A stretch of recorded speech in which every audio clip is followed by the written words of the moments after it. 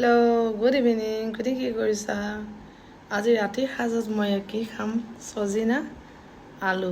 সৰিয়হ নিদিওঁ দেই, সৰিয়হবোৰ খালে গেছো হয় আৰু আমাৰ ঘৰৰ ব্যক্তিসকলে খাবলৈও বেয়া পায়।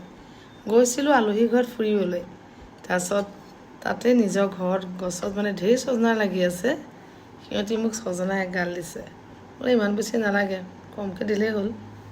আকৌ মন গ'লে আকৌ মানে ফ্ৰেছ আনিব পাৰিম। বেছিকৈ আনি থৈ দিলে নেক্সট ডে আকৌ শুকাই যায় নহয়, আৰু কোমলীয়া হৈ আছে, খাবলৈ ভাল লাগিব। আলুৱে ছজনাই মানে বনাম। পাঁচফোৰণ দি তেল মাৰিম, তাৰপিছত তাত শুকান জলকীয়া এটা দি দিব লাগে, আৰু এই ছজনা আলু অলপ থপথপীয়াকৈ জোল কৰি দিব লাগে। মানে অলপ পনীয়াকৈ খালেও বেয়া নহয় দাইলৰ লগতে। আপোনালোকে বাৰু কেনেকৈ খায় ক'বচোন।